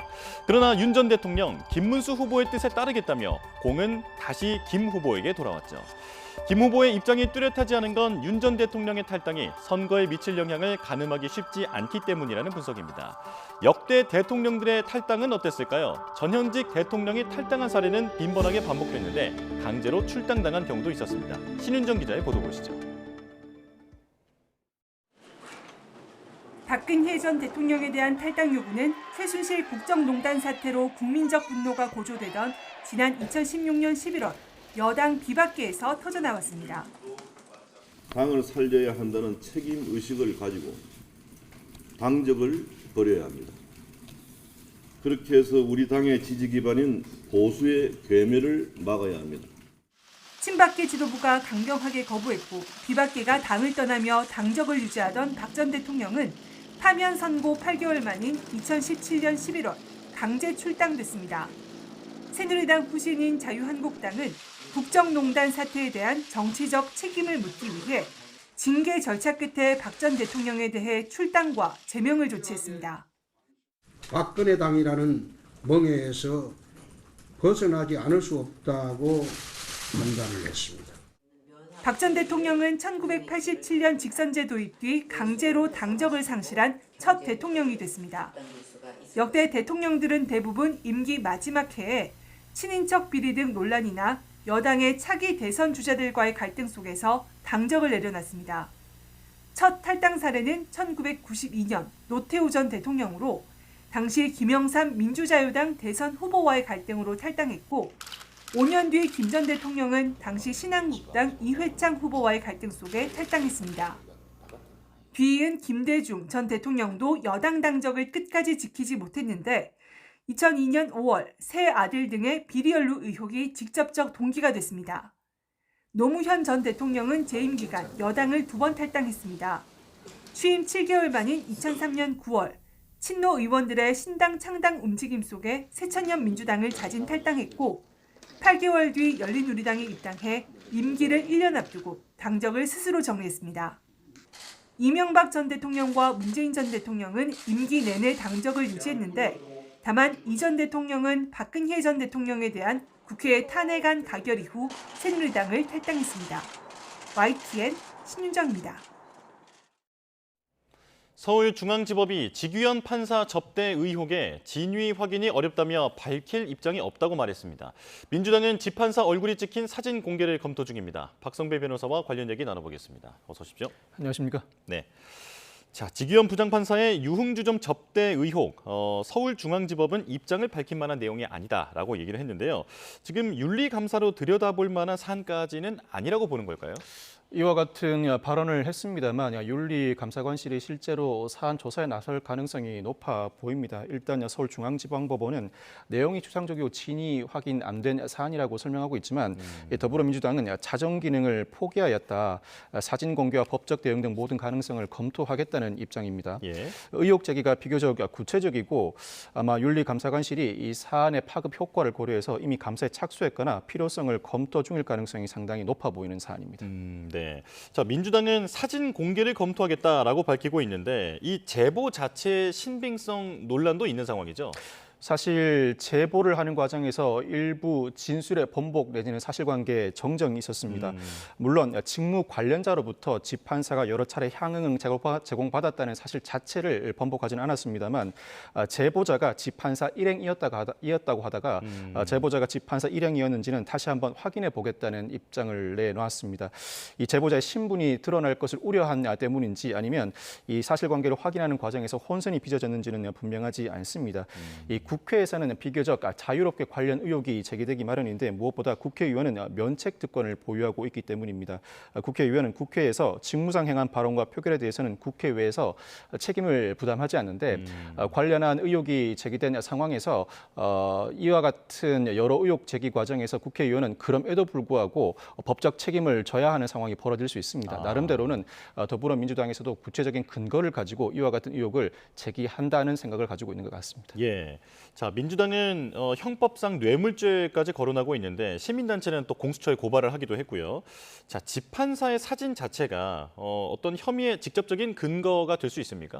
아직까지는 그 향응을 제공받았다고 주장하는 장소에 대한 사진이 공개된 상황이고 더불어민주당에 따르면 지 판사의 얼굴이 선명하게 찍혀 있다면서 추가 사진 공개도 예고하고 나섰습니다. 아마 이 사진이 공개된다면 실제로 관련 조사는 이어질 수밖에 없을 것으로 보이는데 실제로 향응을 제공받았는가, 향응을 제공받은 사실이 실체 관계로 드러난다면 여러 가지 법적 문제가 불거질 수 있습니다. 무엇보다 징계는 불가피해 보이는데 참고로 판사는 파면 징계는 받지 않습니다. 탄핵 또는 금고 이상의 형 선고가 아니고서는 파면할 수 없는 상황이라 정직, 감복, 변책 세 가지 징계 중 하나의 징계를 받게 됩니다. 여기서 더 나아가서 형사 책임으로 비화할 수 있는데 직무 관련성 여부를 불문하고 1회 100만 원을 초과하는 금품 등을 지급받은 사안이라면 청탁금지법 위반에 해당하고 이 수준에서 그치지 않을 가능성이 상당히 높습니다. 직무 관련성이 인정되고 나아가서 대가 관계도 인정된다면 형법상 수뢰죄로 처벌될 가능성이 있는데 가운데 더불어민주당 주장처럼 직무 관련자로부터 향응을 여러 차례 수수했다면 직무 관련성과 대가 관계는 인정될 가능성이 상당히 높습니다. 네. 자, 판사 출신인 추미애 의원은 집판사에 대해서 차라리 신변을 정리하는 게 덜 부끄러운 일이다라면서 사퇴를 요구했는데 이 최동욱 전 검찰총장을 언급하더라고요. 어떤 얘기입니까? 추미애 의원이 비밀을 지켜줄 스폰서를 집판사가 만나지 못한 것 같다. 또는 제대로 만족스러운 보험을 제공하지 못했거나라고 주장하면서 언론 신변을 정리하는 게 덜 부끄러울 것이다. 즉 사퇴를 요구하는 입장을 내놨습니다. 나름대로는 구체적인 근거를 가진 의혹이라는 전제하에서 주장을 하는 것입니다. 그 반면에 한동훈 전 국민의힘 대표는 이 사건에 대해서는 정확한 실체관계를 모르지만 공작일 가능성을 제기하고 있습니다. 대검 중수부 등 주요 보직을 맡아온 자신으로서는 모 영화에서 밝히는 것처럼 검찰이 캐비넷에 사건을 쌓아두고 필요시에 따라 꺼내서 활용한다는 주장에 캐미넷 같은 류의 이야기는 존재하지 않는다고 주장한 바 있습니다. 일종의 공작일 가능성에 무게를 싣는 입장입니다. 그렇다면 집판사의 법적 대응 가능성도 있습니까? 사실 집판사가 직접 법적 대응에 나설 가능성은 낮아 보입니다. 물론 한동훈 전 대표의 경우에는 자신과 관련된 의혹을 제기한 김의겸 전 의원이나 언론사를 상대로 민사소송을 제기하였고 이 두 주체가 실제로 형사재판에 기소된 상황이기도 합니다. 그렇지만 국회에서 온전히 발언이 이루어진 상황이라 국회 외에서의 책임을 질 수 있는가, 즉 민형사상 책임을 아직까지는 면할 수 있는 상황으로 보이고 물론 의혹이 사실이 아님을 전제로 합니다. 뿐만 아니라 이 진위 여부를 밝혀야 할 책임이 있습니다. 즉 소송을 제기하게 되면 진위 여부를 밝혀야 할 책임이 있다 보니 그 자체가 상당히 부담으로 작용할 수 있고 특히나 제1야당 측과 소송, 즉 법적 공방을 벌이면서 비상계엄 사태 재판을 이어나간다는 것 자체가 상당히 어색한 실정입니다. 이와 관련해서 집판사가 직접 나서서 법적 문제를 제기할 가능성은 비교적 낮고 법원 내에서 윤리감사관실을 통한 실체관계 파악에 나설 가능성이 좀 더 높게 점쳐지고 있습니다. 자, 이제 손흥민 선수 이야기로 넘어가 보겠습니다. 국가대표 축구 선수인 손흥민 선수의 아이를 임신했다면서 이제 수억 원을 뜯어내려고 협박을 했었던 일당이 붙잡힌 건데, 자, 지금 손흥민 선수에게 어떤 일이 있었던 겁니까? 지난해 6월에 20대 여성이 손흥민 선수에게 그 아이를 임신했다고 주장하면서 폭로하겠다는 협박을 가해 3억 원을 취득합니다. 나아가서 올해 3월에는 20대 여성의 지인인 40대 남성이 재차 손흥민 선수에게 관련 협박을 하면서 7천만 원을 요구했지만 실제 7천만 원을 지급받지는 못했습니다. 이 사건은 지난주에 손 선수 측이 경찰에 고소장을 제출했고 아마 주요 인물이라 서울청에 보고하면서 사건이 진행될 가능성이 상당히 높습니다. 경찰은 즉각적으로 이번 주에 체포영장을 신청해 발급받았고 체포영장을 발급받는 즉시 체포를 단행함은 물론 이 피의자에 대한 압수수색에도 나섰습니다. 아마 이 사건은 통상적인 수사 절차 진행처럼 이 피의자들에게 소환을 요구했을 때 도주 우려가 높다고 보고 곧바로 체포영장 집행에 나선 것으로 보이고 애초에 수사에 착수할 때부터 구속영장 신청도 염두에 두고 있던 사안으로 보여지는데 실제로 체포 이후 수사를 진행한 경찰은 구속영장을 신청했습니다. 근데 경찰은 여성이 주장하는 임신 시점과 손흥민 선수의 진술에 여러 가지 차이가 있다라고 얘기를 하면서 어떤 진위 여부를 밝히고 있는 상황입니다. 시간이 얼마나 걸릴까요? 이 진위 여부는 두 가지 측면에서 조사가 이루어질 것으로 보입니다. 실제 초음파 사진이 맞는가? 이 실제 초음파 사진은 병원, 산모 이름, 촬영 일시 등이 명시돼 있습니다. 그리고 실제 초음파 사진은 생각보다 그 화질이 깨끗하지 않습니다. 아마 태아의 크기와 해부학적 구조에 비추어 사진이 실체관계에 부합하는지 확인해 볼 예정으로 보이는데 산부인과 전문의나 초음파 기사로부터 감정을 받을 수도 있습니다. 나아가서 실제로 여성이 주장하는 임신 시기에 손흥민 선수의 아이를 임신하였다고 볼 수 있는지 관련된 임신 사실에 대한 진위 여부도 조사할 것으로 전망됩니다. 이 손 선수의 진술과 이 여성이 주장하는 임신 시점에 일부 차이가 있는 것으로 알려지고 있는데 교제 관계나 만난 시점에 비추어 실제 임신이 가능했는지 여부를 경찰이 조사할 것으로 보이고 구체적인 감정 절차를 거칠 필요가 없는 사안이라 그 진위 여부를 밝히는 데에는 1, 2주 내에는 충분할 것으로 전망됩니다. 비교적 이른 시간에 결과가 나올 것 같다. 자, 그런데 40대 남성은 공갈 미수에 그친 상황이고 지금 20대 여성은 앞서 말씀해 주신 대로 3억 원을 실제로 갈취한 상황 아닙니까? 이 형량에도 차이가 나겠죠? 형량에는 당연한 차이가 납니다. 그럼에도 불구하고 유명인을 대상으로 어떠한 사안을 폭로하겠다는 이유로 공갈을 단행하였을 때에는 실제 그 원하던 금품을 취득하지 못한 경우라고 하더라도 수사 단계에서부터 구속되는 경우가 상당히 많습니다. 예. 죄질이 불량하다고 보기 때문인데 관련 유사 사례도 다수 존재하는 데다 실제로 주거지 압수수색을 통해서 유의미한 정황이 확보되었을 가능성이 상당히 높아 보입니다. 이 주거지 압수수색 등을 통해서 사전에 계획된 범죄는 아닌지, 특히나 20대 여성과 40대 남성 연이은 범죄가 이어졌는데 두 사람 사이의 대화 내용을 토대로 범행의 여러 전모가 밝혀질 가능성이 상당히 높습니다. 여타 20대 여성과 40대 남성 외에도 또 다른 공모관계에 있는 공범이 있는지도 배후 수사가 이루어질 가능성이 상당히 높아 보이는데 이 사건은 공갈과 사기가 병합된 형태라고 할 수 있습니다. 예. 그렇지만 손 선수의 심리 상태에 주요한 영향을 미친 사안이 협박, 즉 폭로하겠다는 협박인 만큼 공갈죄가 적용되고 있는데 수사 진행 상황에 따라서 사기죄가 추가될 가능성도 배제하지 못합니다. 네. 이렇게 유명인을 노리고 접근해서 금품을 요구하는 사례 저희가 심심치 않게 보도를 하고 있는데 처음에는 개인적으로 어떻게 해결해 보려고 하다가 결국엔 문제가 커지는 경우가 많은 것 같습니다. 이런 위협을 받는 경우에는 어떻게 대응하는 게 좋을까요? 일단 상대방이 심리적인 서운함을 느끼는 것인지 금전을 요구하는 것인지 사전에 따져볼 필요가 있습니다. 심리적인 서운함을 느끼는 사안이라면 필요한 사죄를 하고 일정한 보상을 할 필요가 있습니다. 그렇지만 금전을 노린 범행에 해당하는 수준이라면 신속하게 법적 대응에 나서는 것이 좋습니다. 그렇지 않으면 계속해서 끌려다닐 수밖에 없습니다. 뿐만 아니라 유명인인 만큼 이 사안 자체가 알려지는 것 자체로 상당한 부담을 느낄 수밖에 없는데 허위 사실에 대해서는 적극적으로 반박함으로써 사실관계를 바로 잡아야 하고 특히나 사진이나 영상 등 유포될 경우 심각한 피해를 야기할 만한 자료에 대해서는 법원 가처분을 통해서 이와 같은 유포를 막을 필요가 있습니다. 네. 혼자 좀 섣불리 대응하려고 하다가는 문제를 키울 수 있다. 네네. 네. 자, 지금까지 박성배 변호사와 얘기 나눠봤습니다. 고맙습니다. 네, 감사합니다.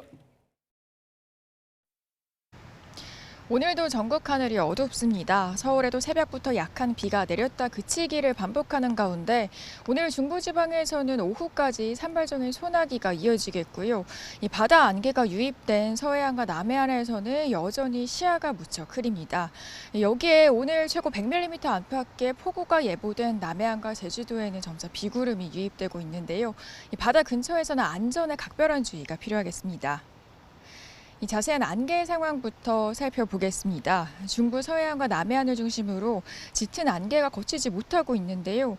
일부 지역에서는 여전히 채 200m 앞도 내다보기가 힘든 상황입니다. 인천공항에는 저시정 경보가 유지 중인 가운데 항공기 이용하신다면 운항 정보도 잘 확인하셔야겠습니다. 현재 레이더 화면 살펴보면 중부 곳곳에 소나기 구름이 발달했고요. 남부에서도 해안가를 중심으로 비가 시작되고 있습니다. 앞으로 본격적으로 비구름대가 유입되면서 남해안과 제주도에는 시간당 20에서 30mm의 강한 비가 집중되겠는데요. 앞으로 제주 산간과 제주도에 많게는 100에서 150mm 안팎의 폭우가 쏟아지겠고요. 그 밖에 남부에도 최고 60에서 80mm의 많은 비가, 서울 등 중부에는 오후까지 5에서 40mm의 소나기가 오겠습니다. 비는 돌풍과 벼락을 동반해서 요란하게 오겠고요. 중부에는 우박이 떨어지는 곳도 있겠습니다. 낮 동안 서울 기온 22도, 전주와 대구는 24도까지 올라서 어제와 비슷하겠습니다. 다만 습도 탓에 체감온도는 2도에서 3도가량 더 높아서 다소 후덥지근한 느낌도 들 수 있겠습니다. 이 충청 이남 지역에서는 비가 새벽까지 이어지는 곳도 있겠고요. 이 주말인 내일은 경기 북부와 영서, 중북부에 오후부터 약한 비 예보가 있습니다.